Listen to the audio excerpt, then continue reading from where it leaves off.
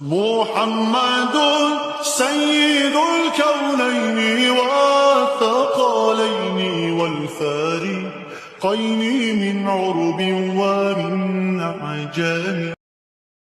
الحمد لله وكفى وسلام على حبيبه المصطفى أما بعد فأعوذ بالله من الشيطان الرجيم بسم الله الرحمن الرحيم إن الله وملائكته يصلون على النبي يا أيها الذين آمنوا صلوا عليه وسلموا تسليما اللهم صل على سيدنا ومولانا محمد معدن الجود والكرم وآله وأصحابه الكرام وابنه الكريم وبارك وسلم صلاة دائمة سرمدا أبدا بحمده تعالی و بکرم مصطفیٰ صلی اللہ تعالی علیہ وسلم. آج کی اس شب میں قرآن عظیم کے تقریباً 22 پارے مکمل ہو چکے ہیں. اللہ کریم بقیہ قرآن عظیم کو صحیح تجوید سے پڑھنے اور آپ کو سماعت کرنے کی توفیق عطا فرمائے. 22ویں پارے کے اخیر سے سورہ یاسین شریف کی شروعات ہوتی ہے. بس وہ 1.5 صفحہ باقی رہ گیا. انشاءاللہ العزیز یاسین مبارک کل مکمل تلاوت کی جائے گی. آج جیسے کہ آپ کو پتہ ہے میں 2 دن تک آپ کے ہاں غیر حاضر تھا اور اس درمیان 17 رمضان المبارک گزری جس میں اسلام کی ایک عظیم تاریخ وابستہ ہے. 17 رمضان المبارک کو یوم الفرقان کہا جاتا ہے. یوم الفرقان اس کا ایک نام ہے، یعنی حق اور باطل کے درمیان فرق پیدا کرنے والا دن، جس دن اسلام کی ایک عظیم جنگ بدر واقع ہوئی تھی. مجھے احباب سے یہ گزارش ہوئی، یہ خواہش ظاہر کی گئی کہ آج اصحاب بدر کے متعلق پھر سے میں یہاں پر ذکر کروں اور ان کے ناموں کی انشاءاللہ آج تلاوت بھی کروں. اس کی وجہ یہ ہے کہ ہمیں یہ ضروری ہے کہ ہمارے بچوں میں یہ عظیم تاریخوں کو منتقل کرتے رہیں. کربلا تو ہر سال سنتے ہیں، لیکن پھر کیوں سناتے ہیں؟ اس لیے کہ بار بار سننے سے جذبہ جوان رہتا ہے. ہمارے بچوں کو یہ کہانیاں نہیں ہیں، بلکہ ان کے جذبوں کو جوان رکھنے اور حوصلوں کو بلند رکھنے والی یہ دوائیاں ہیں. جنگ بدر جس کو 14 صدیاں گزر گئے لیکن ظالم کفار آج بھی بھول نہیں سکے. جنگ بدر کا ایک رخ پوری دنیا جانتی ہے، بلکہ سب چڑھ چڑھ کر کے بیان بھی کرتے ہیں اس کو، یہ دشمنان اسلام. اس کا پس منظر کیا تھا، وہ کیوں ہوئی تھی، اس پر کوئی کلام نہیں کرتے، کیونکہ درد مرنے کا زیادہ ہوتا ہے. تو یہ مرے زیادہ تھے. اس میں 70 کافر مرے تھے اور 70 قیدی بن کر کے آئے تھے. پوری جنگ بدر میں ان کفار کو صرف یہی دکھتا ہے کہ 70 لوگوں کو مارا اور 70 کو پکڑ کر کے قیدی بنا لیا. پوری جنگ بدر میں یہی نظر آتا ہے. لیکن میرے عزیزو، اگر انصاف کی عینک رکھنے والا غور سے ان حالات کو پڑھے گا تو اس نتیجے کو پہنچے گا. اسلام میں یہ جتنی جنگیں ہوئی جس میں حضور پاک صلی اللہ تعالی علیہ وسلم تشریف لے گئے، اکثر کا تعلق ڈیفنس سے ہے. یہ ڈیفنسیو رہی ہیں. اب میں آپ کو ایک چیز بتاتا ہوں، کیونکہ جنگ بدر کے احوال بتانے سے پہلے اس کا پس منظر بتانا ضروری ہے کہ کیوں ہوئی. اچھا یہ بھی میں آپ کو کلیئر بتا دوں کہ یہ پہلی جنگ نہیں ہے. جیسے کہ مشہور ہے نا جنگ بدر، اس سے پہلے بھی چھوٹی چھوٹی جنگیں ہوئی ہیں، لیکن جو بڑی جنگ جس میں مقابلہ ہوا اور جس میں اللہ نے روشن فتح عطا کی، وہ بدر کی جنگ ہے. 17 رمضان المبارک 2 ہجری کو. انشاءاللہ میں سیرت کے درس میں عرض کروں گا جنگ بدر سے پہلے بھی 6 جنگیں ہوئی ہیں تقریباً، جس میں کچھ صحابہ گئے تھے، کچھ میں حضور بھی گئے تھے، کچھ میں ہلکی پھلکی مڑ بھیڑ ہوئی اور کسی میں جنگ نہیں ہوئی. لیکن جو بڑی یعنی صف آرا ہو کر جنگ ہوئی تھی وہ جنگ بدر، یہی 17 رمضان المبارک والی، یہ پہلی ہے. جیسے کہ ایک بدر اولا بول کر کے ایک جنگ مشہور ہے اور بدر ثانیہ اس کو کہتے ہیں، یہ 17 رمضان المبارک والی. میں اس کو انشاءاللہ سیرت کے بیان میں عرض کروں گا. آج اس پر ہم فوکس کرتے ہیں کہ کیوں ہوئی. 13 سال مکہ مکرمہ میں نبی پاک صلی اللہ تعالیٰ علیہ وسلم نے گزارے اعلان نبوت کے بعد. ویسے تو 53 سال آپ وہاں رہے, 13 سال اعلان نبوت کے بعد کیا کیا تکلیفیں نہیں اٹھائی.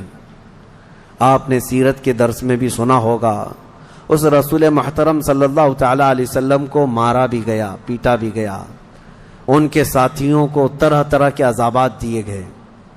تاریخ آج محفوظ ہے, لیکن ظالموں کو یہ نظر نہیں آتا آتنک کون پھیلایا ہوا تھا. یہی کفار تھے, یہ مشرکین تھے, یہ دہشت گرد تھے.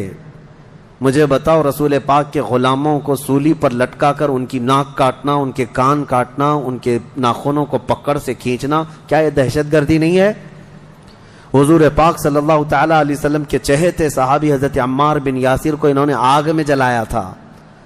حضرت بلال حبشی کو تو روزانہ رسی پیر میں ڈال کر کھینچا جاتا تھا.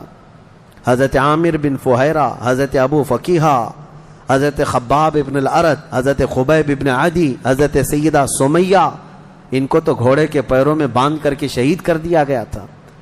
کیسے طرح طرح کے عذابات دیے تھے کفار مکہ نے. ایک دو نہیں ہے, ظلم کی ایک لمبی داستان ہے. اور پھر پلس اس پر نبی پاک صلی اللہ علیہ وسلم کو ان کے خاندان سمیت سوشل بائیکاٹ کر کے رکھنا. حضور نے 3 سال تک 2 پہاڑیوں کے بیچ کے درے میں گزارے ہیں, اور ایسے کہ پورے مکہ والے پہرا لگا کر بیٹھتے تھے 24 گھنٹے تک نگرانی کے کوئی جا نہ پائے حضور تک, ان کے خاندان تک. ان دنوں میں نبی پاک صلی اللہ علیہ وسلم پتے کھاتے رہے اور چمڑوں کو ابال کر کے پانی میں وہ کھاتے رہے. 3 سال گزرے ہیں. جبکہ مشرکین مکہ میں سے ہی کچھ اہل خیرت جو تھے انہیں رحم آ گیا ان معاملات کو, اور انہوں نے یہ معاہدہ توڑا.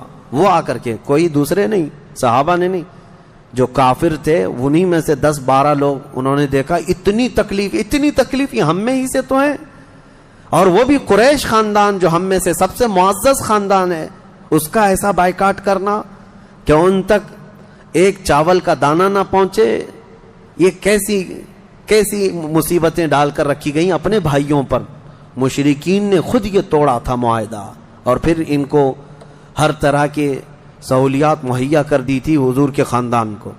یہ تکلیفیں 70 صحابہ مکہ چھوڑ کر کے حبشہ جا چکے تھے ہجرت کر کے. معمولی بات ہے, آپ کے محلے سے 4 لوگ جائیں کیا حالات ہوتے. یہ آج ظالم کتے جو ہے گھروں کے دروازوں پر زبردستی کا بورڈ لگا کر کے پلائن کرتے رہتے ہیں, ہاں, کہ یہاں سے محلہ خالی ہو رہا ہے مسلمانوں کی وجہ سے, ایک ہندو گھر یہاں سے شفٹ ہو رہا ہے, ہجرت کر رہے ہیں, مائگریٹ کر رہے ہیں. یہ ناٹک ہے, کوئی چیز نہیں. کبھی تم نے تاریخ یہ بتائی کہ 70 صحابہ جو اپنا گھر بار سب چھوڑ کر, جس میں خود رسول اللہ کی بیٹی بھی ہے, حضرت رقیہ اور حضرت عثمان غنی, دونوں حضور کے داماد بھی, حضور کی بیٹی بھی ہیں, یہ حبشہ چلے گئے تھے ہجرت کر کے. حضور صلی اللہ علیہ وسلم کے خاندان کے کتنے لوگ, حضرت جعفر طیار مولا علی کرم اللہ وجہہ الکریم کے سگے بھائی ہیں. حضور پاک صلی اللہ علیہ وسلم کے خاندان کے کتنے لوگ نکل کے جا چکے تھے حبشہ میں, ایتھوپیا. عرب لوگ افریقہ میں جا کر کے رہ رہے ہیں.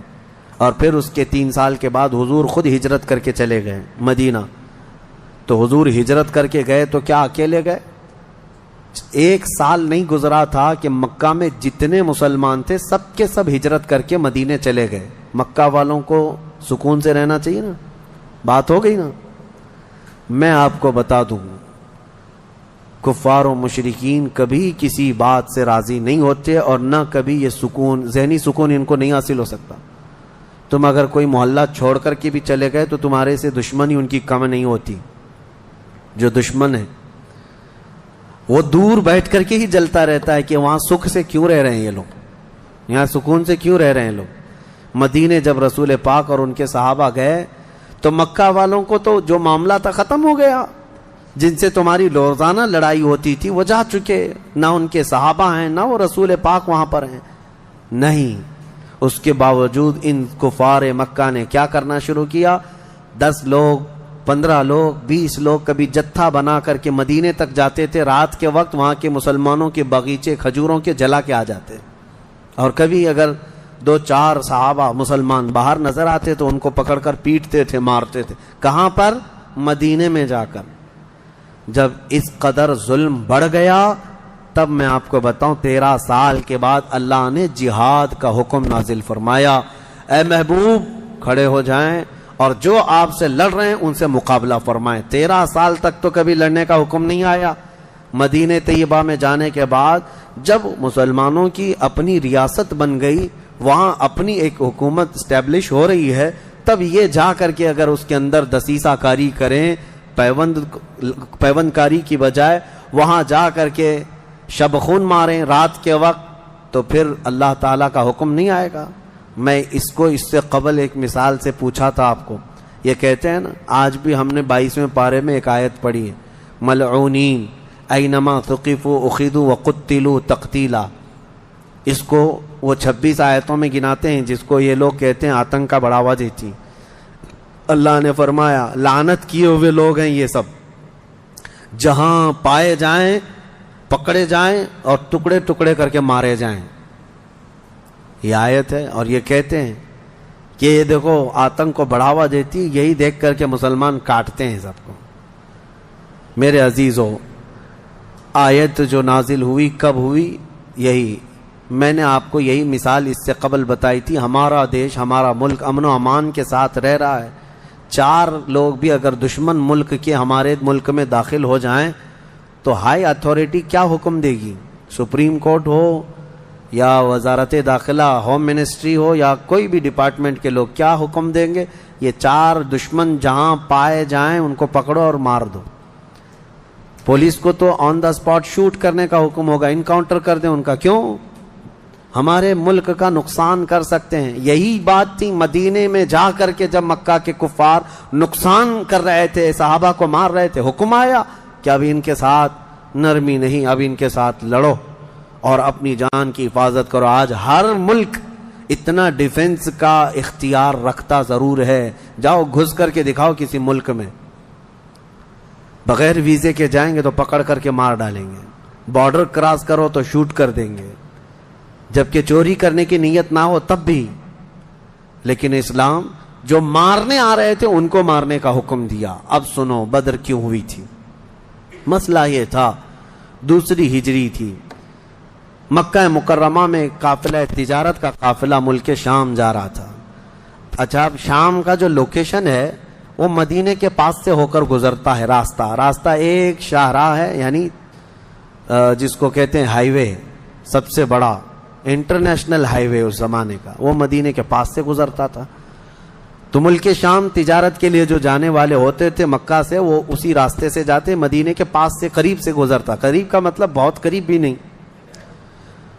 تو نبی پاک صلی اللہ علیہ وسلم نے فرمایا جب تک ہمارا مکہ والوں سے امن کا ایگریمنٹ نہ ہو جائے، معاہدہ نہ ہو جائے، ہم ان کا ہر راستہ بھی روکیں گے، ہم ان کا راستہ بھی روکیں گے۔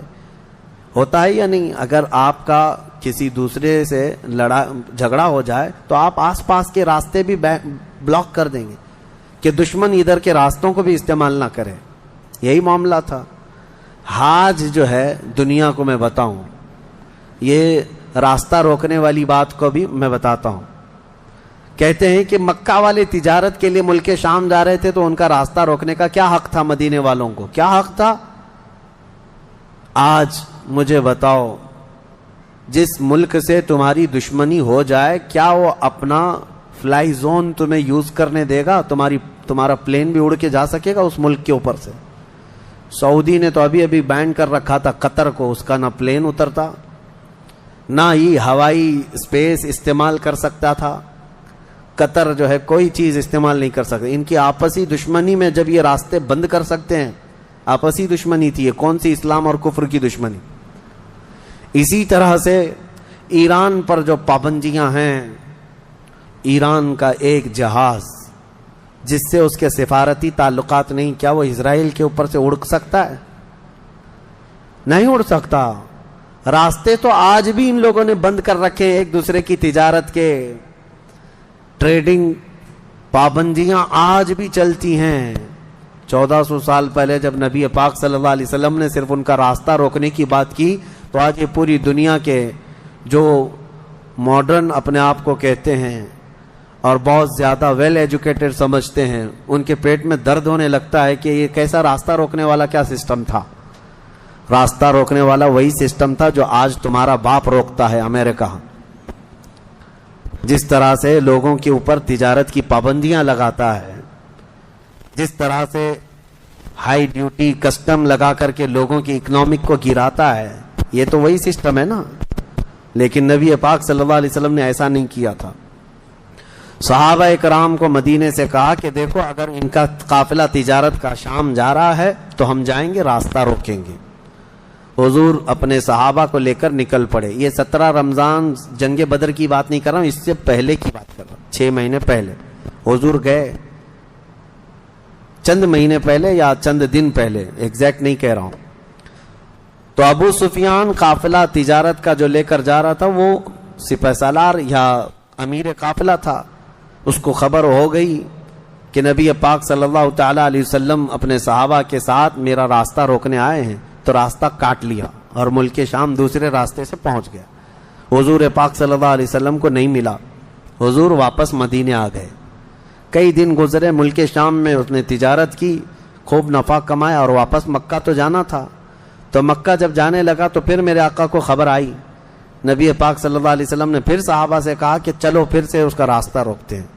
پھر گئے، لیکن اس بار ابو سفیان پھر خبر پا کر کے دوسرے راستے سے چلا گیا مکہ۔ لیکن مکہ پہلے ہی ابو سفیان نے قاصد بھیج دیا تھا، کہا تھا کہ محمد اور ان کے ساتھی تمہاری تجارت کو لوٹ لیں گے، ختم کر ڈالیں گے، قافلہ تمہارے ہاتھ نہیں آئے گا، تم ہماری مدد کے لیے آؤ۔ یہ قاصد مکہ جیسے ہی پہنچا وہاں کھلبلی مچ گئی، سب جمع ہو گئے جتنے خاندان تھے کہ ہمارا بھی مال ہے، ہمارا بھی مال ہے۔ اور ابو جہل تو بھڑکا رہا تھا، خوب بھڑکا رہا تھا، سب کو جمع کر لیا۔ لیکن اتفاق ایسا کہ وہ مکہ والوں کے نکلنے سے پہلے پہلے ابو سفیان اپنی تجارت کا قافلہ صحیح سلامت مکہ لے کر پہنچ گئے، بات ختم ہو گئی، تجارت کا قافلہ آ گیا۔ جو سمجھ بوجھ والے تھے انہوں نے خیر منائی، کہا کہ چلو ہمارا مال پہنچ گیا، اب ضرورت نہیں جانے کی۔ لیکن ابو جہل کسی بات پر خاموش نہیں تھا، کہا کہ نہیں، ہم محمد اور ان کے ساتھیوں کو مزہ چکھائیں گے کہ انہوں نے روکنے کی کوشش کیوں کی۔ اگر آج ہم ان کا مقابلہ نہیں کریں گے تو آگے ہماری تجارت کے لیے بڑے مسئلے پیدا ہو جائیں گے۔ اور اس کے بعد سب کو بھڑکاتا رہا، کتنے بہت سارے چھوڑ کر چلے گئے، لیکن پھر بھی ابو جہل کے بہکاوے میں جتنے آئے وہ 1000 کی تعداد میں تھے۔ اور وہ لوگ پورے ہتھیار سے لیس ہو کر ساز و سامان سب لے کر کے نکل پڑے مدینے آنے کے لیے، کہ مدینے جا کر کے ان کا سب اینٹ سے اینٹ بجا کر کے آئیں گے۔ اب نبی پاک صلی اللہ علیہ وسلم راستے میں نہیں تھے، 2 بار گئے اور واپس آئے، قافلہ روکنے کے لیے واپس آئے۔ لیکن جیسے ہی حضور کو یہ خبر ہو گئی کہ وہ لوگ مدینے پر حملہ کرنے کے لیے نکل رہے ہیں، اصل وجہ سن لیجئے بدر کی اصل وجہ، جب وہ لوگ 1000 کی تعداد میں مکہ سے نکل چکے تھے اور میرے آقا کو یہ خبر مل گئی، مخبر نے آ کر بتایا کہ جنگ کی تیاری سے مدینے کے اوپر حملہ آور ہونے کے لیے نکلے ہیں مکہ کے لوگ۔ اب نبی پاک صلی اللہ علیہ وسلم نے صحابہ سے فرمایا کہ ان کو مدینے پہنچنے مت دینا، اگر مدینے آ گئے تو مدینے کو توڑ پھوڑ کریں گے، شہر میں داخل ہوں گے، جنگ ہوگی تو کچھ نہ کچھ گھر ٹوٹیں گے، کسی کی آبادی اجڑے گی، کچھ نہ کچھ نقصان ہوگا، لہذا ہم خود مدینے سے باہر نکلتے ہیں۔ نبی پاک صلی اللہ علیہ وسلم اب اس ارادے سے اپنے صحابہ سمیت باہر نکلے۔ اس میں تعداد مختلف روایات کے مطابق 313، 314، 315، 319 اور ایک میں 360 اصحاب بدر کی تعداد پہ الگ الگ روایات ہیں۔ 313 صحابہ کی روایت بہت سارے محدثین نے روایت کی ہے، اور 360 کی بھی روایت ہے، 360 لوگ بھی تھے۔ بہرحال وہ اس طور پر کہ بچے دوسرے لوگ سب ملا کر کے کسی نے شمار کیا اور کسی نے صرف خالص جنگ کرنے والوں کو شمار کیا۔ اس میں سارے بڑے بڑے اجلہ صحابہ ہیں، سیدنا ابو بکر صدیق، سیدنا عمر فاروق، سیدنا حیدر کرار، علی مرتضیٰ رضی اللہ تعالیٰ عنہ، دیگر اصحاب۔ ہاں، حضرت عثمان غنی رضی اللہ تعالیٰ عنہ اس میں شامل نہیں تھے۔ اس کی وجہ یہ تھی کہ حضور صلی اللہ علیہ وسلم کی بیٹی حضرت رقیہ بیمار تھیں، مدینے میں تھی۔ نبی پاک صلی اللہ تعالیٰ علیہ وسلم نے حضرت عثمان سے کہا کہ تم اپنی اہلیہ میری بیٹی کی تیمارداری میں رہو، تمہیں بدر میں شریک ہونے کا برابر ثواب دیا جائے گا۔ حضرت عثمان غنی مدینے میں تھے. اسی وجہ سے آج بھی اصحاب بدر کے ناموں کی جب تلاوت ہوتی ہے نا تو حضرت عثمان کا نام بھی اس میں آتا ہے. وہ اگرچہ جنگ میں گئے نہیں تھے لیکن اسماء بدر میں ان کا نام شامل ہے. آپ پڑھ کر کے دیکھنا یا سننا تو حضرت عثمان غنی کا بھی نام ہے، کیونکہ مال غنیمت جب تقسیم ہو رہا تھا تو حضور نے حضرت عثمان کو بھی اس میں سے حصہ دیا تھا. خیر، جب نبی پاک صلی اللہ تعالی علیہ وسلم یہ صحابہ کو لے کر نکلے، اب مدینے سے 160 کلومیٹر مکہ کی طرف کا یہ راستہ ہے بدر. بدر ایک علاقے کا نام ہے، وہاں ایک کنواں تھا جس کا نام بدر تھا، جس کی وجہ سے اس علاقے کا نام بدر پڑا. اب حالات دیکھیں کیسے آزمائش کے بڑھتے گئے. میں مختصراً انداز میں آپ کے سامنے رکھوں گا. یہ جنگ کا پس منظر تھا. حضور لڑنے کے لیے گئے نہیں تھے بلکہ ڈیفینس کے لیے، کہ مکہ والے نکل چکے تھے. اب مکہ والے آ کر جس جگہ پڑاؤ کیے وہ بھی بدر تھا، وہاں کنواں تھا، پانی تھا، اس کے لیے وہاں پر ان لوگوں نے بھی قیام کیا. میرے آقا صلی اللہ علیہ وسلم نے بھی اپنا لشکر انداز کر دیا. صحابہ وہاں پر اتر پڑے، سب کے خیمے لگ گئے اور کنویں کے پانی پر بھی قبضہ ہوا. اس کے بعد دیکھا صحابہ کے دل گھبرائے ہوئے تھے، کیونکہ حضور صلی اللہ علیہ وسلم اور صحابہ کو جو زمین ملی تھی وہ ریتیلی زمین تھی، بالو کی زمین، پاؤں دھس جایا کرتے تھے. اور کفار مکہ جہاں پر اترے تھے وہ تو سخت سپاٹ فلیٹ زمین تھی، مٹی کی زمین تھی، اور اس میں گھوڑے اچھی طرح دوڑتے تھے. یہ ریتیلی زمین پر گھوڑوں کے پیر بھی گھس جاتے اور انسانوں کے بھی. اچھا یہ بات بھی میں بتا دوں، کل تعداد صحابہ اکرام رضوان اللہ تعالی علیہ مجمعین کے ساتھ 313 صحابہ میں صرف 4 گھوڑے تھے. 4 گھوڑے، یہ 4 گھوڑوں پر بیٹھ کر کے گئے ہیں.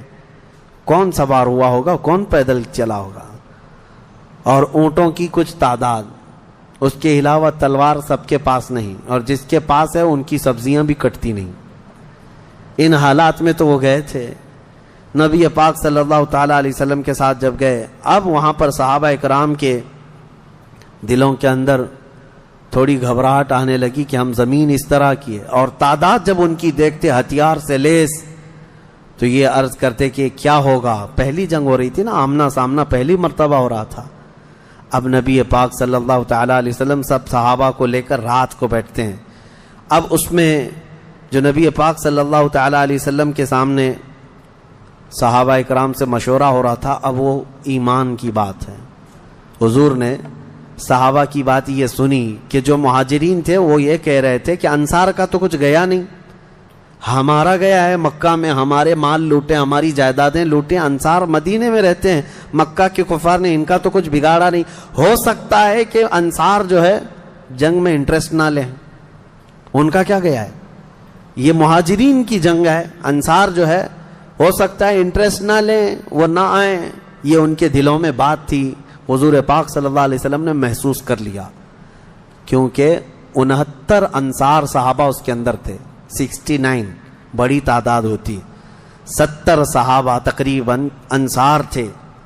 اب دلوں میں جب یہ بات آئی مہاجرین کے کہ پتہ نہیں ہے لڑیں گے کہ نہیں لڑیں گے، کیونکہ ان کا تو کچھ گیا نہیں ہے نا. جیسے آج لوگ کہتے ہیں میرا تھوڑی نا اس سے کوئی مسئلہ ہے. تو پھر نبی پاک صلی اللہ علیہ وسلم نے رات کے وقت انصار صحابہ کو پہلے بلایا. سب بیٹھے ہوئے تھے، مشورہ کرنا تھا. سید الانصار حضرت سعد ابن معاذ رضی اللہ تعالیٰ عنہ انصار کے سردار تھے. بلایا اور پوچھا کہ تمہارا کیا مشورہ ہے، آپ کا کیا مشورہ ہے جنگ کے سلسلے میں. سنو، حضور پاک صلی اللہ تعالیٰ علیہ وسلم کی بارگاہ میں حضرت سعد بن معاذ سب سے پہلا جواب کیا دیتے ہیں؟ کہتے ہیں یا رسول اللہ صلی اللہ علیہ وسلم، پورے انصار کی طرف سے تو میں ترجمانی کرنے کے لیے کھڑا ہوں، لیکن میرے آقا کیا ہم بھی کوئی پوچھے جانے کی چیز ہیں؟ آپ کے سلسلے میں ہم بھی کوئی پوچھے جانے کی چیز ہیں؟ اور حضرت سعد ابن معاذ کہتے ہیں قسم رب ذوالجلال کی، مدینے سے برق الغماد یمن تک بھی آپ جائیں، انصار کا ہر بچہ آپ کے قدموں کے ساتھ ہوگا. آپ تو صرف بدر تک آئے یا رسول اللہ، اگر ہمیں پیدل یمن تک بھی لے جاتے ہم آپ کے پیچھے جاتے.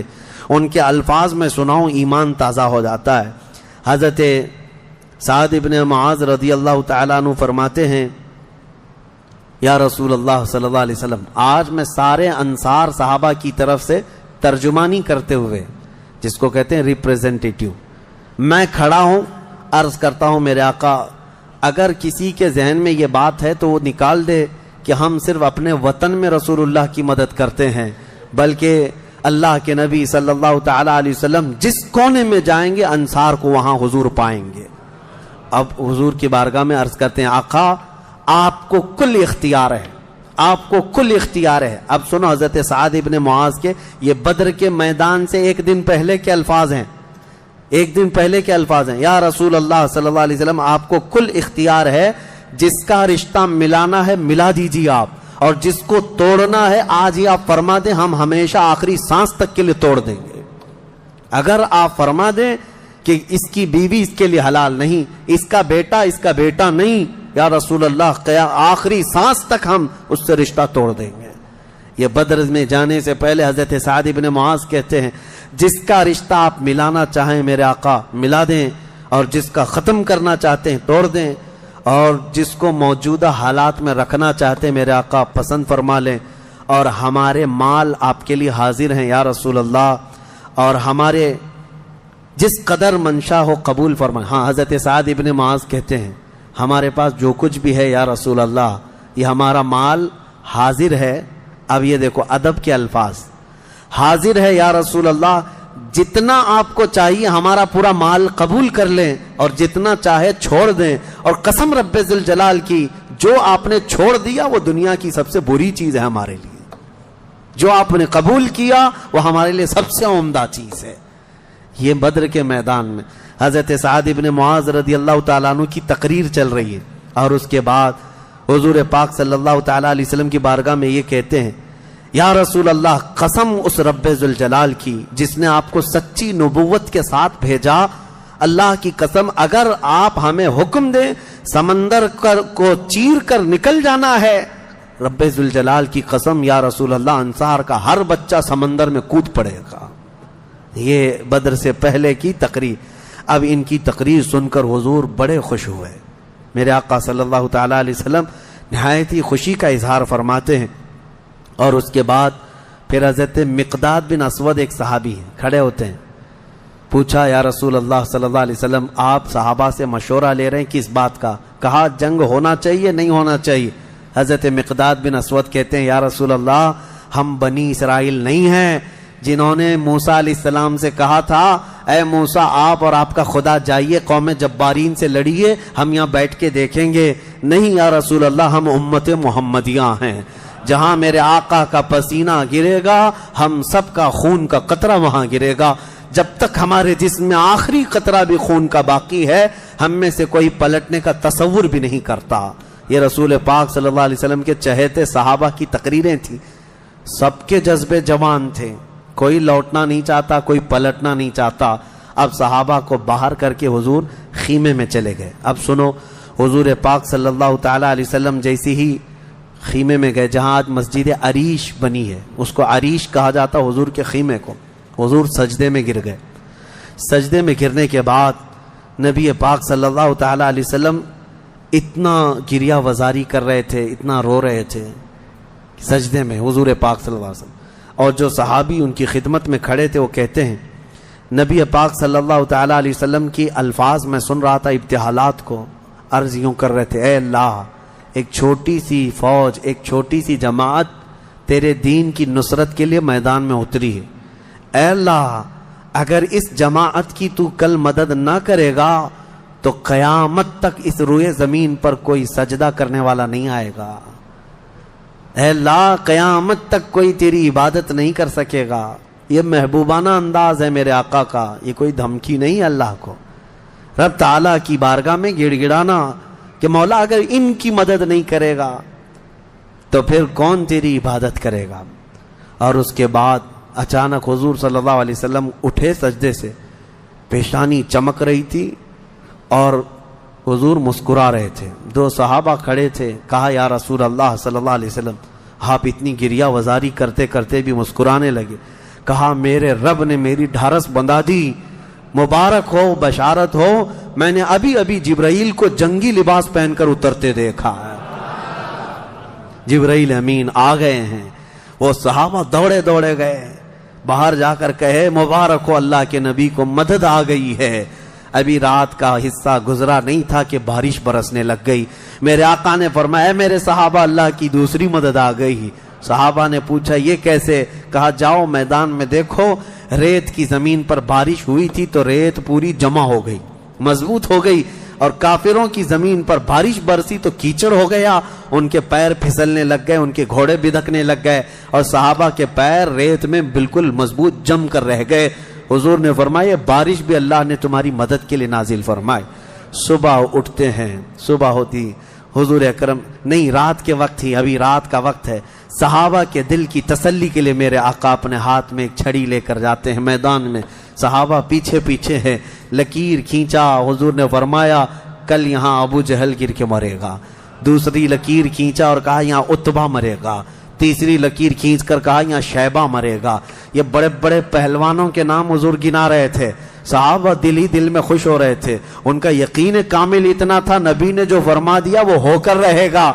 रात के वक्त ही सहाबा को ये मालूम था इन कुफ्फार के कितने विकेट गिरने वाले हैं, कितने पहलवान ज़मींबोस होने वाले हैं, कितने मौत की घाट पहुंचने वाले हैं।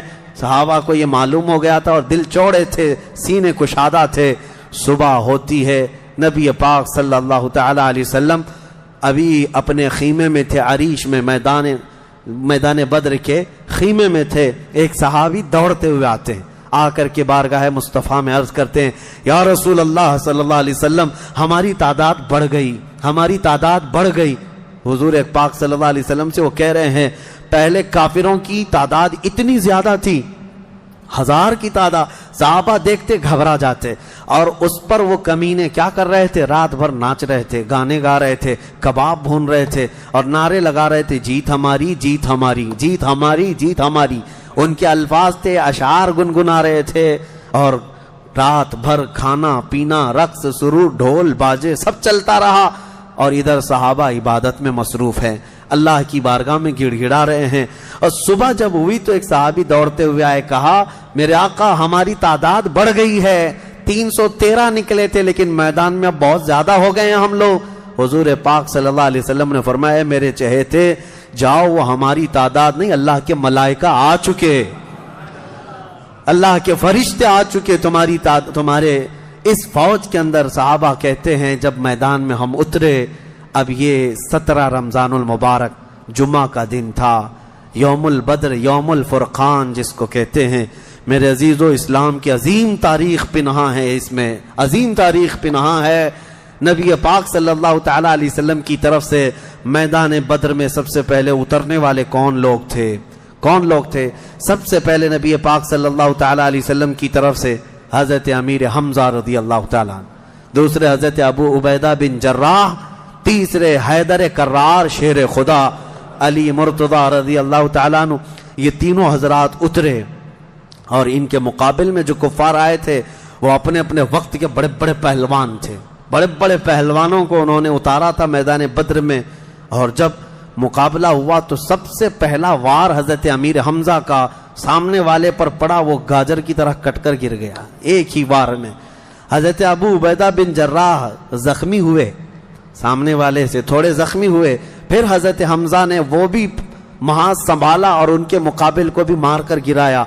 इधर हजरत अली करमल्लाहु वजहुल करीम की उम्र कम थी, उस वक्त उनकी उम्र ज्यादा नहीं थी, 22 साल की उम्र या 25 साल के उस वक्त की उम्र थी हजरत अली करमल्लाहु वजहुल करीम की। उस वक्त हजरत अली जब आए बिल्कुल जवानी, यानी 20-22 साल की उम्र, मौला अली करमल्लाहु वजहुल करीम ने उससे जब मुकाबला किया तो जुल्फ़िकार हैदरी ने ऐसा ज़र्ब लगाया कि उसकी लोहे की टोपी काटते हुए 2 टुकड़े हो गए। पहली मर्तबा बद्र के मैदान में आवाज आई थी सारे सहाबा की अल्लाहु अकबर, ये नारे तकबीर था जो सबसे पहले बुलंद हुआ। फरमाते हैं इस आवाज की हैबत ऐसी थी कि कुफ्फार के खीमे हिल गए और उनकी सफों में हलचल मच गई, दहशत तारी हो गई। सहाबा के इसी नारे को देखकर अल्लामा इकबाल ने शेर कहा था, ये निकले थे मुड़ी हुई तलवारें लेकर, कटी हुई اور زنگ آلود تلواریں لے کر جن سے سبزی نہیں کٹتی تھی، لیکن جب نعرہ لگائے تھے اللہ کی مدد ایسی آئی تھی کہ یہ سب زمین بوس ہو گئے دشمن۔ اقبال نے کہا تھا کفر دم توڑ دے گا ٹوٹی ہوئی شمشیر کے ساتھ، کفر دم توڑ دے گا ٹوٹی ہوئی شمشیر کے ساتھ، گر تم نکلا جاؤ ایک بار نعرہ تکبیر کے ساتھ۔ یہ انہی صحابہ کا نعرہ تھا جب انہوں نے پہلی مرتبہ بلند کیا۔ یہ لڑائی چلتی رہی شام تک، شام ہونے نہ پائی، دوپہر تک اس لڑائی کو پہلے ایک بعد دیگرے، اس کے بعد پھر گھماسان کی لڑائی ہوئی۔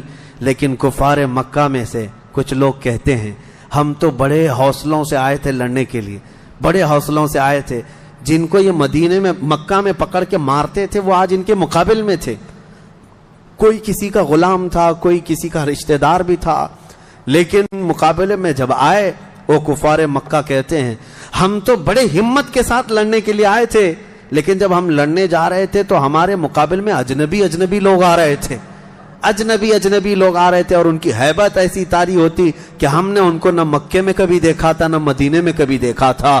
یہ وہ بدری ملائکہ تھے جو جبرائیل امین کی سپہ سالاری میں آئے تھے۔ اب یہاں ایک بات میں بتانا چاہتا ہوں، ایک فرشتہ اتر جائے کافی ہے۔ آپ کو پتا ہے قوم شعیب جب نافرمانی کر رہی تھی تو اللہ تعالیٰ نے عذاب کیا بھیجا تھا؟ جبرائیل امین علیہ السلام کو اتارا تھا، انہوں نے ایک چیخ ماری تھی، چنگھاڑ، اور ان کی آواز کی ہیبت سے جتنے پہاڑوں میں تھے یہ قوم شعیب سب کے بھیجے کانوں سے نکل آئے تھے اور زمین پر گر کر مر گئے تھے۔ تو یہاں جبرائیل امین اکیلے آ جاتے، صرف آواز لگاتے، کسی کو تلوار اٹھانے کی بھی ضرورت نہیں، یہ 1000 پورے کیڑے مر جاتے۔ لیکن یہ وجہ کیا ہے؟ مفسرین نے فرمایا یقیناً ایک فرشتہ بھی مدد کے لیے کافی ہوتا، لیکن اللہ نے بدر کے میدان میں 5000 فرشتے اتارے، یہ عظمت مصطفیٰ کے لیے، یہ رسول اللہ کی عظمت کے لیے۔ کبھی کبھار تعداد جو ہے وہ شان بتانے کے لیے ہوتی ہے، عظمت بتانے کے لیے ہوتی ہے۔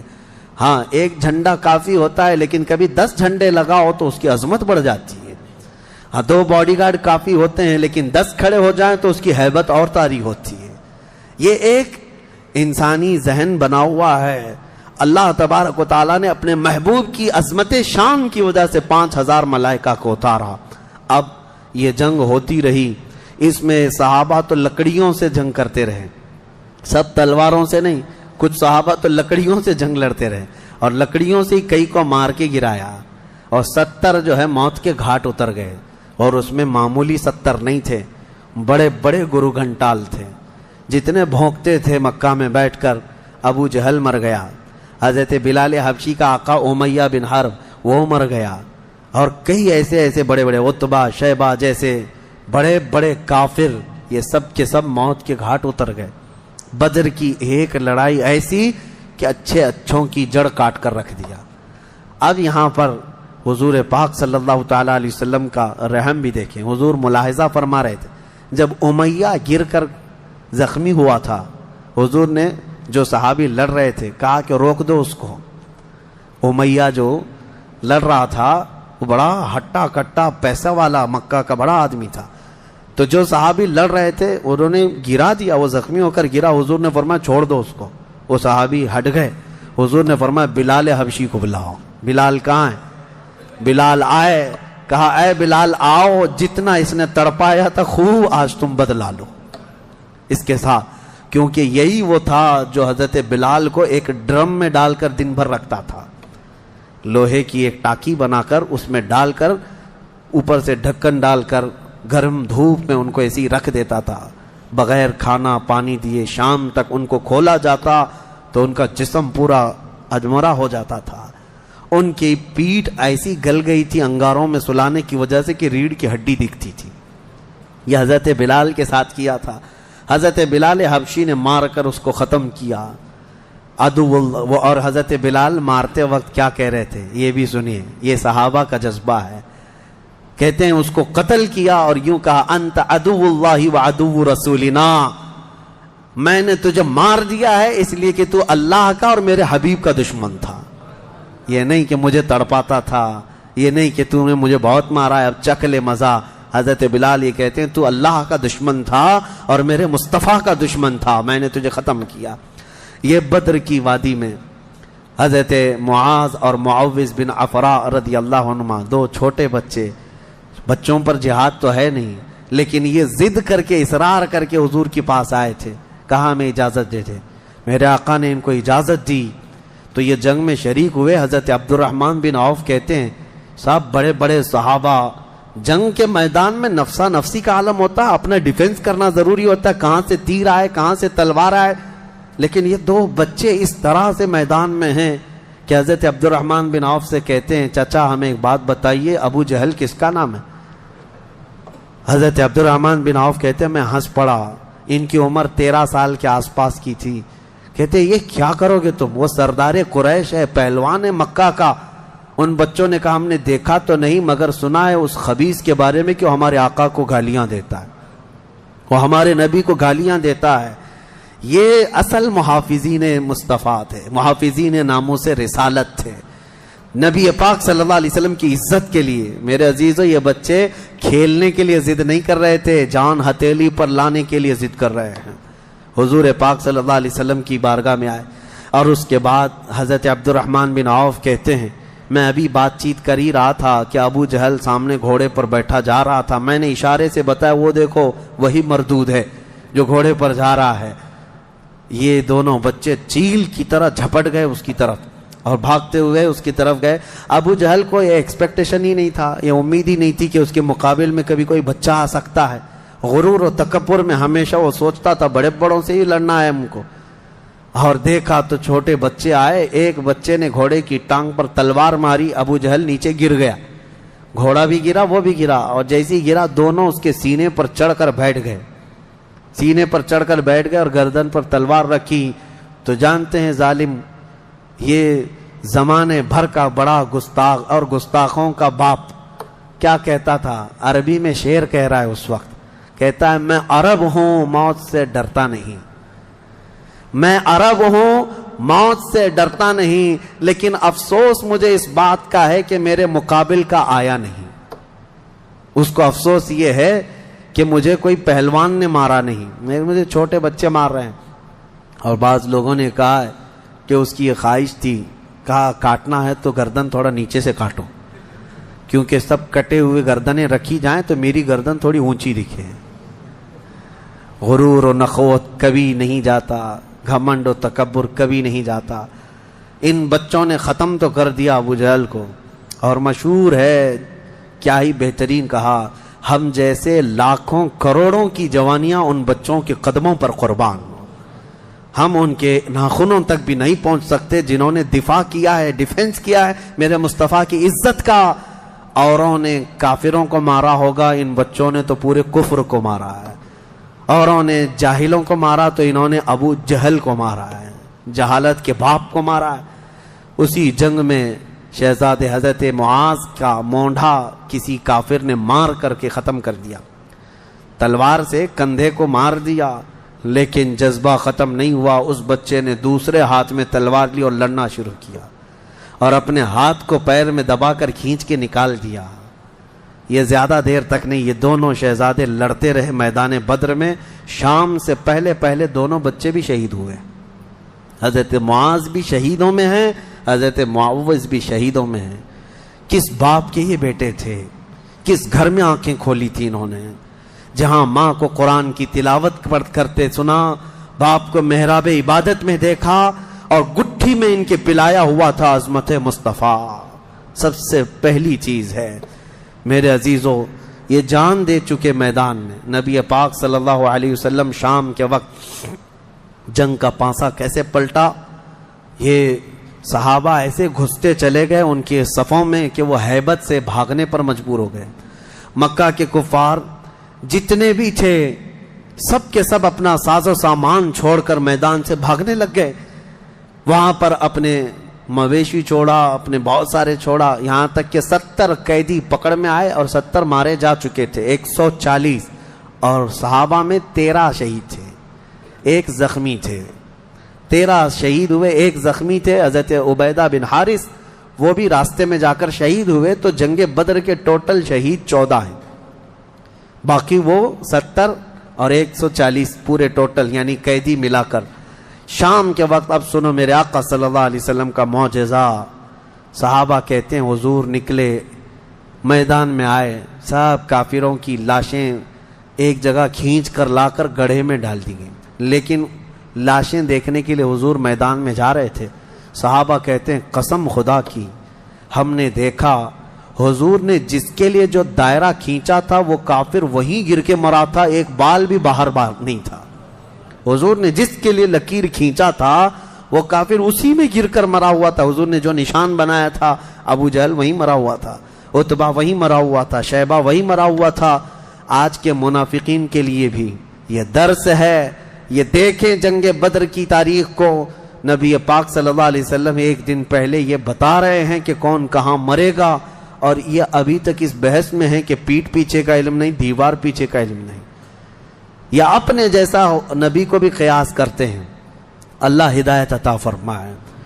اب شام کے وقت سارے وہ لاشوں کو لا کر ایک گڑھے میں جمع کر دیا, اور جو مسلمان صحابہ تھے ان کی لاشیں جمع کی گئیں اور ان کو عزت کے ساتھ احترام کے ساتھ اسی بدر کے میدان کے قریب دفن کر دیا گیا.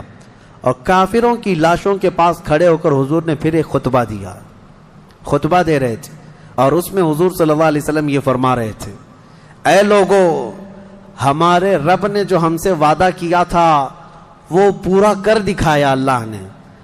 بتاؤ تمہارا خدا جو تم سے کوئی وعدہ کیا تھا کیا تم کو بھی پورا کر دیا؟ کیا تم نے موت کے بعد وہ چیز پا لی جس کے لیے تم لڑتے تھے؟ صحابہ پوچھنے لگے یا رسول اللہ صلی اللہ علیہ وسلم آپ ہی کس کو سنا رہے ہیں, یہ مرے ہوئے کفار کو؟ حضور نے فرمایا یہ تم سے بھی زیادہ سنتے ہیں, مرنے کے بعد وہ تم سے بھی زیادہ سنتے ہیں. اسی لیے حضور پاک صلی اللہ علیہ وسلم نے فرمایا کہ مردہ لوگوں کی باتیں تو چھوڑیں, چلنے والوں کے پیر کے چپل کے نیچے جو آواز آتی ہے وہ بھی مردہ سنتا ہے, اس کے کان بڑھ جاتے ہیں. اب مجھے بتاؤ میرے عزیزو, بدر میں مارے گئے ہوئے غلیظ قسم کے کافر جب باتیں سن سکتے ہیں تو اللہ کے اولیاء اپنی قبروں میں کیوں نہیں سنتے؟ انبیاء کرام اور اولیاء کرام اپنی قبروں میں نہیں سنتے؟ ہم جاتے ہیں اور اسی یقین کے ساتھ جاتے ہیں کہ وہ قبروں میں ہماری باتوں کو سنتے بھی ہیں, اور اللہ نے ان کو تصرف اور اختیار دیا ہو تو ہمارے حق میں اللہ کی بارگاہ میں سفارش بھی کرتے ہیں. یہ ہے جنگ بدر. اس کا خلاصہ یہی ہے کہ وہ اگرچہ 313 نہتے تھے لیکن یقین کامل تھا. اسی کو اقبال نے کہا ہے, یقین محکم عمل پہ ہم, جہاد محبت فاتح عالم, جہاد زندگانی میں ہیں یہ مردوں کی شمشیریں.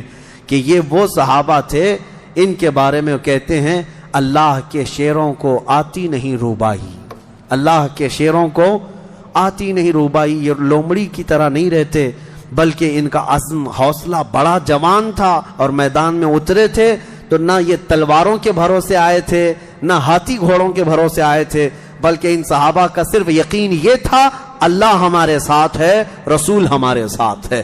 اے مومنوں, آج اس بدر کی تاریخ کے بعد میں آپ سے بھی یہی کہنا چاہوں گا, آج جتنے بھی ابو جہل ناچ رہے ہوں ان کو ناچنے دو اور پکار کر کہو ان اللہ معنا, بے شک اللہ ہمارے ساتھ ہے, بے شک اللہ ہمارے ساتھ ہے. آزمائش ہوگی, امتحان ہوگا, کچھ تو مریں گے کچھ تو کٹیں گے, لیکن غلبہ حق کا ہی ہوگا. حل الحق یعلو ولا یعلی علیہ, فرمایا گیا حق ہمیشہ بلند ہو کر رہے گا, اس کے اوپر کوئی غالب نہیں آئے گا. ہو سکتا ہے صدیوں تک اس کو کوئی پکڑ کر کے رکھے, حق کو گرفتار کر کے رکھے, لیکن کبھی بھی وہ اس طرح نیست و نابود نہیں کیا جائے گا. قیامت تک حق کو بلند ہونا ہے. اللہ کریم ہم سب کو حق جماعت کے ساتھ زندہ رکھے اور ہمیں غلبہ اسلام کا وہ سنہرا دور عطا فرمائے جب ہم دیکھیں ہمارے ہر گھر سے آواز آئے لبیک یا لبیک یا لبیک یا. آؤ آج کے اس بدر کی تاریخ کے بعد ہماری بزرگوں کی یہ عادت کریمہ رہی ہے کہ انہوں نے اصحاب بدر رضوان اللہ تعالی علیہ مجمعین کے ناموں کی تلاوت کو حرز جاں بنا کر رکھا ہے کہ بزرگوں نے فرمایا یہ 313 صحابہ کے ناموں میں اتنی تاثیر ہے کہ جو ان کے ناموں کی تلاوت کرتا ہے اللہ تعالیٰ اس کی کوئی دعا رد نہیں فرماتا۔ کئی حکایتیں حضرت دوانی رحمۃ اللہ علیہ، حضرت دارانی رحمۃ اللہ علیہ، انہوں نے کئی حکایتیں نقل فرمائی ہیں۔ فرماتے ہیں کہ پچھلے زمانے میں کئی ایسے حالات دیکھنے کو آئے جنہوں نے اسماء بدر رضوان اللہ علیہم اجمعین کی تلاوتیں کی ہیں، وہ راستے میں ڈاکوؤں سے محفوظ رہے۔ ایک صاحب تھے، وہ تجارت پر جا رہے تھے اور بیچ راستے میں سمندر میں ڈاکوؤں کی کشتیاں آئیں اس کی تجارت کے قافلے کو لوٹنے کے لیے، اور یہ اپنی کشتی میں اسماء بدر یعنی بدری صحابہ کے نام اپنے پاس رکھا اور تلاوت کرتا رہا۔ رات کے وقت کئی جگہ سے ڈاکوؤں نے حملہ کیا تو یہ اکیلا تھا۔ کہتا ہے میرے پیچھے سے اچانک ایک فوج آئی اور پھر وہ اچانک ان ڈاکوؤں سے لڑنے لگی، اتنا لڑی کہ وہ سب ڈاکوؤں کو مار کر ختم کیا، پورا پانی خون سے لال لال تھا۔ میں پڑھ کر کے دیکھا کہ یہ کون ہے، مدد کے لیے آئے ہیں۔ پلٹ کر کے میں نے پوچھا، آئی ہوئی جماعت نے کہا جن کے ناموں کی تو تلاوت کر رہا ہے ہم وہی اصحاب بدر ہے، رسول اللہ صلی اللہ تعالیٰ علیہ وسلم کے ساتھی ہیں، اللہ نے ہمیں تصرف دیا ہے۔ میرے عزیزو، آج بھی وہ صحابہ جو شہید ہیں ان کے متعلق قرآن کیا کہتا ہے؟ مردہ مت سوچو بھی مت، کہنا تو دور کی بات ہے۔ اللہ نے فرمایا وہ زندہ ہیں، تمہیں اس کا شعور نہیں۔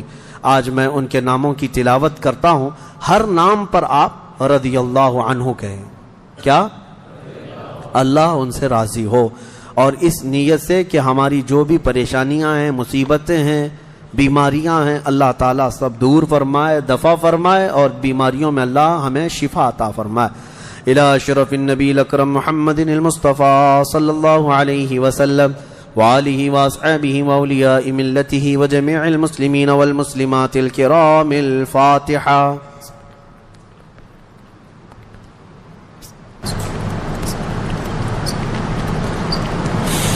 اللهم صل صلاة كاملة وسلم سلاما تاما على النبي الذي تنعل به العقد وتنفرج به الكرب وتقضى به الحوائج وتنال به الرغائب وحسن الخواتم ويستسقى الغمام بوجهه الكريم وعلى آله وصحبه في كل لمحة ونفس بعدد كل معلوم لك۔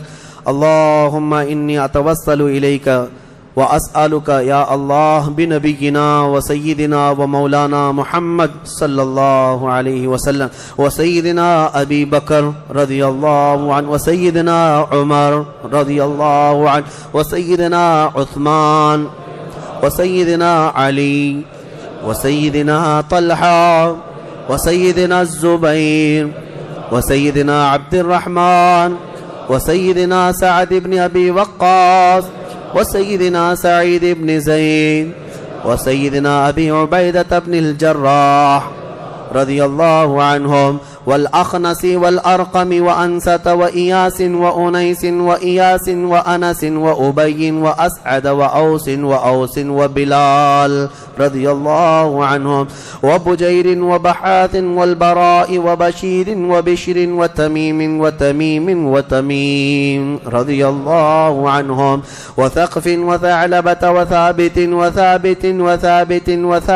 وثعلبة وثعلبا رضي الله عنهم وجبر وجابر وجبير وجابر وجبار وعمزة وعاتب والحسين والعارث والعارث والعارث والعارث والعارث والعارث والعارث والعارث والعارث وعارثة والعارث وعرين والحباب وعبيب وحرام وحمزة رضي الله عنهم وبخالد وخباب وخنيس وخريم وخولي وخواد وخداش وخراش وخارجة وخلاد وخالد وخليد وخليفة وخبيب وذي الشمالين وذكوان وربيعة وربعي ورفاعة ورافع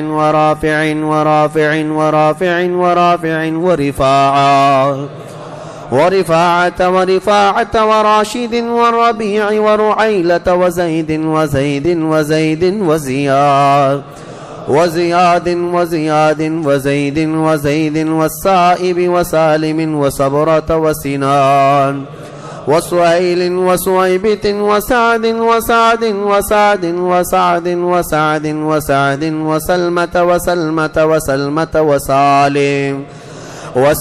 وسالم وسهيل وسعد وسماك وسفيان وسراقة وسليم وسليد وسنان وسواد وسدواد وشجاع وشماس وشريك وصفوان وصهيب وصبيع وصيفي والضحاك وضمرا وطليب والطفيل رضي الله عنهم وبعاقل وعبيدة وعمير وعبد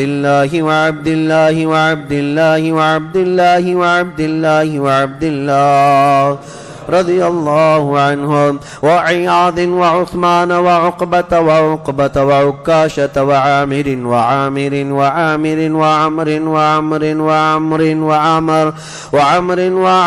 وعمارة وعويم وعباد وعبيد وعبد الرحمن وعبد الله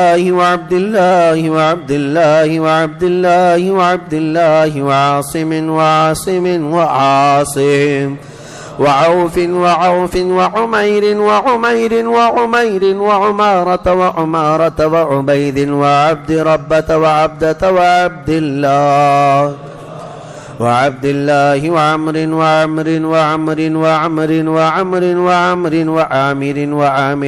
وعمر وعامر وعائذ وعاصم وعصما وعسيمة وعبس وعباد وعبادة وعبد الله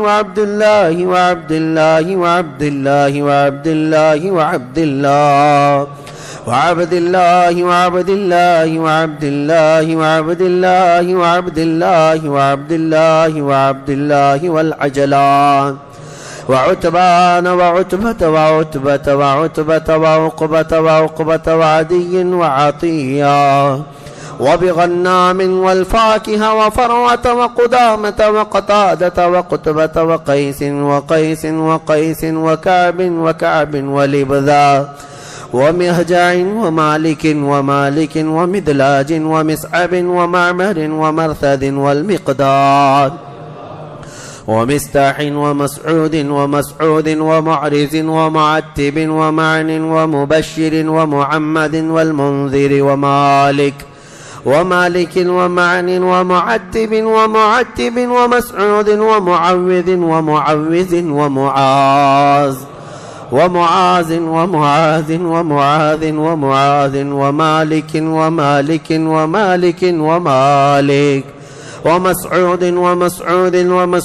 ومسعود والمجذر ومعبد ومعقل والمنذر ومحرر ومليل ونضر والنعمان ونعيمان ونوفل وبواقد ووهب ووذيعة ووذقة وهانئ وهبيل وهلال ويزيد وأبي سنان وأبي مرثد وأبي مخجي وأبي كبشا وأبي سلمة وأبي صبرة وأبي حذيفة وأبي عقيل وأبي الهيثم وأبي مليل وأبي لبابا وأبي حنة وأبي حبة وأبي ضياع وأبي شيخ وأبي دجانة وأبي طلحة وأبي الأعور وأبي أيوب وأبي حبيب وأبي قيس وأبي خلاد وأبي خارجة وأبي صرمة وأبي خزيمة وأبي قتادة وأبي داود وأبي سليط وأبي حسن وأبي اليسر وأبي مسعود رضي الله عنهم أجمعين وبسائر الصحابة والتابعين رضوان الله عليهم أجمعين. الفاتحة.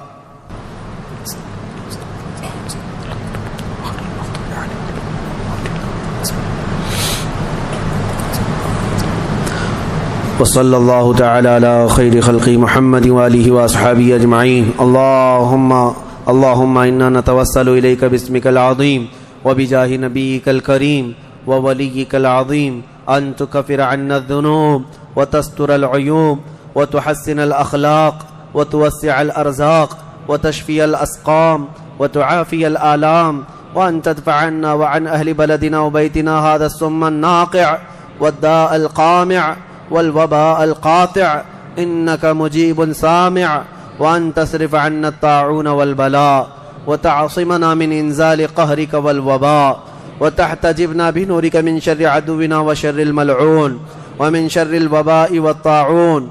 اللهم لا تؤاخذنا بسوء أفعالنا ولا تهلكنا بخطايانا. اللهم إنا نسألك أن تعيذنا من عذاب القبر وتؤمننا من الفزع الأكبر وتنجينا عن دار البوار وتسكننا الفردوس من دار القرار بحق سيدنا ومولانا محمد وآله الأبرار وأصحابه الأخيار. يا الله يا رحمن يا رحيم يا عنان يا منان يا ذا الجلال والإكرام يا بديع السماوات والأرض يا حي يا قيوم. الہ العالمین ہماری اس محفل پاک کو شرف قبولیت عطا فرما. اے کریم خدا ارحم الراحمین جو کچھ کہا پڑھا سنا سب کو اپنی بارگاہ میں قبول فرما. اے اللہ ایک مکمل ختم قرآن میری جانب سے اور جو یہاں پر تلاوتیں ہوئی ان سب کا ثواب تیرے حبیب پاک کی بارگاہ میں نظر قبول فرما.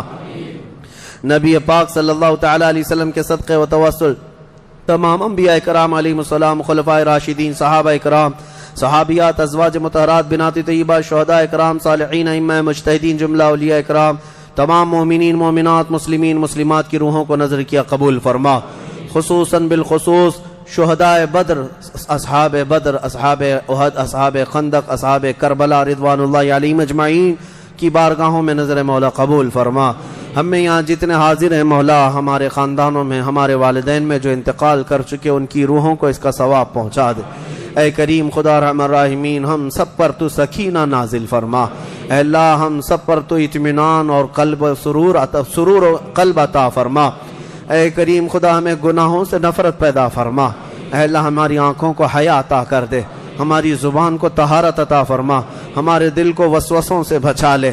اے اللہ شیطان کی شرارتوں، نفس امارہ کے بہکاووں سے ہماری حفاظت فرما.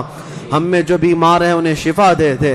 اے اللہ ہمیں ذلت والی بیماریوں سے آخری سانس تک محفوظ فرما. کینسر اور ایڈز جیسی بیماریوں سے مولا ہم سب کی حفاظت فرما. تجھے اصحاب بدر کا صدقہ مولا، تجھ کو راضی کرنے والے صحابہ کا واسطہ مولا، ہم سب کو گناہوں کی بیماری سے شفا عطا کر.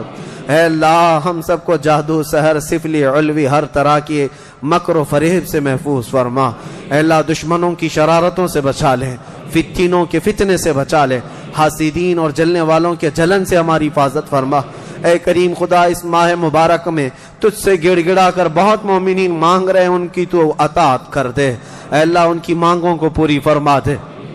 اے اللہ تیرے حبیب پاک کی امت ترکی میں، شام میں، عراق میں، یمن میں، فلسطین میں، برما میں، افغان میں پریشان حال ہے مولا، یہ رمضان ان کے لیے کشادگی والا بنا دے. اے اللہ ان کے لیے امن و امان پیدا فرما. اے کریم خدا رحم الراحمین ان سب کو تو خیر و عافیت عطا کر دے. اے اللہ اسلام و سنیت کا بول بالا فرما، کفر و شرک کا منہ کالا فرما، دشمنان رسول کو ہلاک و برباد فرما. تیرے حبیب پاک کے دشمنوں کو خاکستر فرما دے، رہتی دنیا تک ان کو عبرت کا نشان بنا دے. اے اللہ خصوصاً تیرے دربار میں التجا ہے، ہمارے ماں باپ کا سایہ دراز فرما. اے اللہ ہماری ماؤں، بہنوں، بچیوں، بیٹیوں، بہوؤں، بیویوں سب کو ہم نے تیرے حوالے کر دیا، ان کی عزتوں کی حفاظت فرما. قیامت تک ہماری نسلوں میں عاشقان مصطفیٰ پیدا فرما. ہمیں گستاخان رسول سے محفوظ کر دے، ہمیں حلال کھلا اور حرام سے محفوظ فرما. اے کریم خدا رحم الراحمین اخیر میں اتنی التجا ہے، نہ جانے یہ آنکھیں کب ہمیشہ کے لیے بند ہو جائیں. اے اللہ ان آنکھوں کے بند ہونے سے پہلے ایک بار تیرے حبیب پاک کے چہرے کی زیارت نصیب فرما. اے اللہ ہمارے مومنین بھائی جو جیلوں میں قید ہیں ان کو رہا کر دے. اے اللہ ان کو آزاد کر دے. اے اللہ ان کو بھی عید کی خوشیاں عطا کر دے. اے کریم خدا رحم الراحمین ہماری دعاؤں کو حضور کے نالین پاک کے صدقے قبول فرما. یہاں جتنے بیٹھے ہیں اور جتنے سن رہے مولا سب کو اصحاب بدر اور مدینے کی زیارت نصیب فرما. تیرے خانہ کعبہ کی زیارت اور حج مقبول نصیب فرما. إن الله وملائكته يصلون على النبي يا أيها الذين آمنوا صلوا عليه وسلموا تسليما الله سلام الله على طه رسول الله صلاة الله سلام الله على ياسين حبيب الله توسلنا ببسم الله وبالهادي رسول الله وكل مجاهد لله وأهل البدر يا الله صلاة الله سلام الله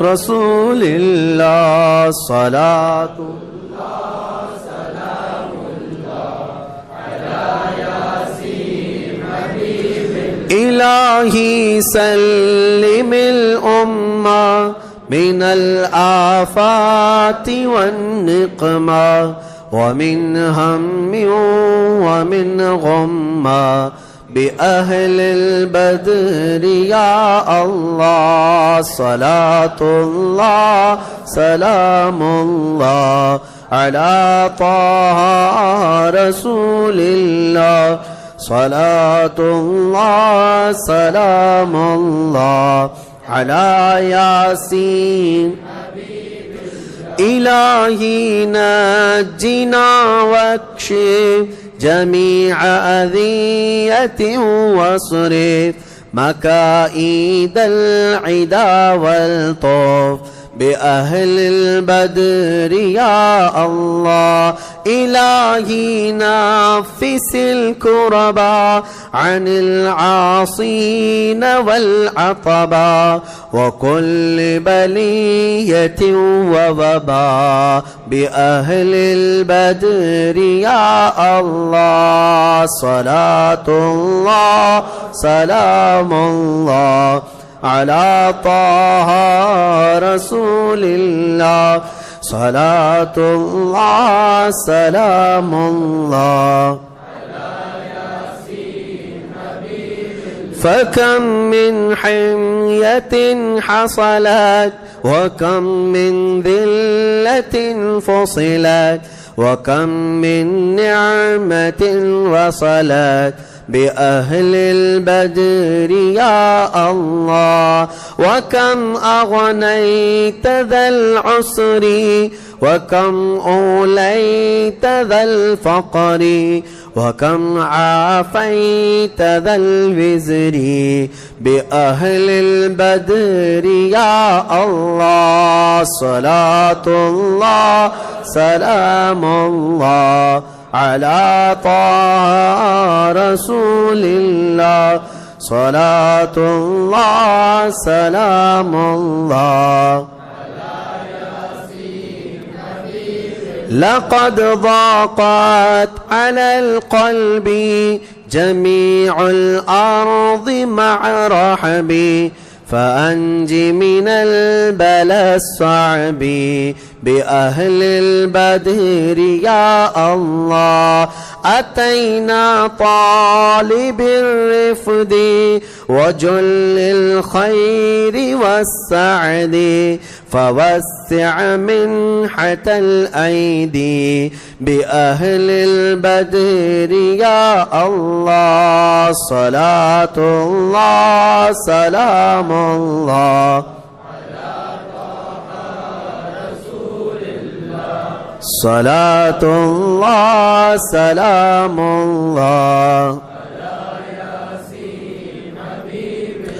وإن تردد فمن نأتي لنيل جميع حاجاتي أيا جال الملمات بأهل البدر يا الله فلا تردد مع الخيبة بل اجعلنا على الطيبة أيا ذا العز والهيبة بأهل البدر يا الله صلاة الله سلام الله رسول اللہ صلاۃ اللہ سلام اللہ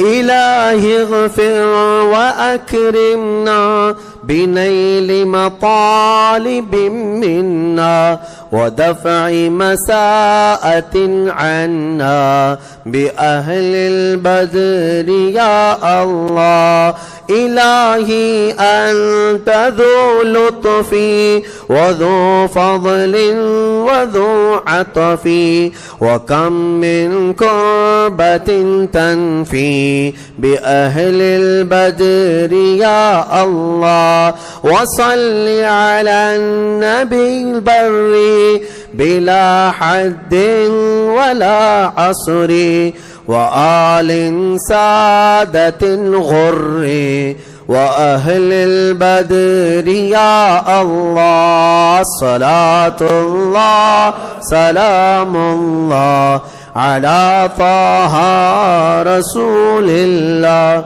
صلاة الله سلام الله على ياسين حبيب الله یا الہی رحم فرما مصطفیٰ کے واسطے، یا رسول اللہ کرم کیجئے خدا کے واسطے، مشکلیں حل کر شہ مشکل کشا کے واسطے، کربلائیں رد شہید کربلا کے واسطے، سید سجاد کے صدقے میں ساجد رکھ ہمیں، علم حق دے باقر علم خدا کے واسطے، صدق صادق کا تصدق صادق الاسلام کر، بے غضب راضی ہو کاظم اور رضا کے واسطے، بیر معروف و سری معروف دے بے خود سری، جند حق میں گن جنے دے با صفا کے واسطے، بیر شبلی شیر حق دنیا کے کتوں سے بچا، ایک کا رکھ عبد واحد بے ریا کے واسطے، بل فرح کا صدقہ کر غم کو فرح دے حسن و سعد، بل حسن اور بو سعید سعد ازا کے واسطے، قادری کر قادری رکھ قادریوں میں اٹھا، قدر عبد القادر قدرت نما کے واسطے،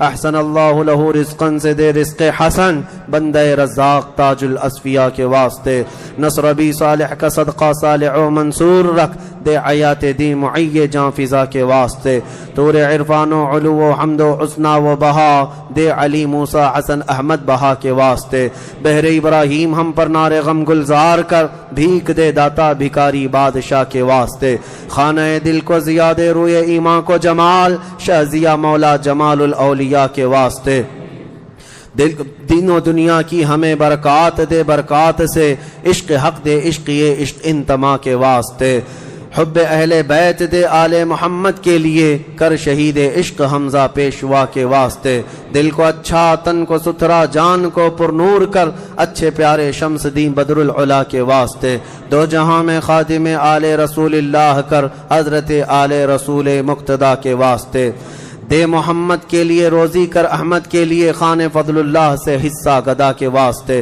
دین و دنیا کی ہمیں برکات دے، برکات سے عشق حق دے، عشق یہ عشق انتما کے واسطے، حب اہل بیت دے آل محمد کے لیے، کر شہید عشق حمزہ پیشوا کے واسطے، دل کو اچھا تن کو ستھرا جان کو پر نور کر، اچھے پیارے شمس دین بدر العلا کے واسطے، دو جہاں میں خادم آل رسول اللہ کر، حضرت آل رسول مقتدی کے واسطے، نور جان و نور ایمان نور قبر و حشر دے، بل حسین احمد نوری لقا کے واسطے، کر عطا احمد رضائے احمد مرسل ہمیں، میرے مولا سیدی احمد رضا کے واسطے، حامد محمود حماد احمد کر مجھے، میرے آقا سیدی حامد رضا کے واسطے، سایہ جملہ مشائخ یا خدا ہم پر رہے، رحم فرما آل رحمہ مصطفیٰ کے واسطے، یا خدا اختر رضا کو چرخ پر اسلام کے، رکھ درخشاں ہر گھڑی اپنی رضا کے واسطے، صدقہ ان آیاں کا دے چھے عین عز و علم و عمل، عفو عرفاں عافیت ہم سب گدا کے واسطے،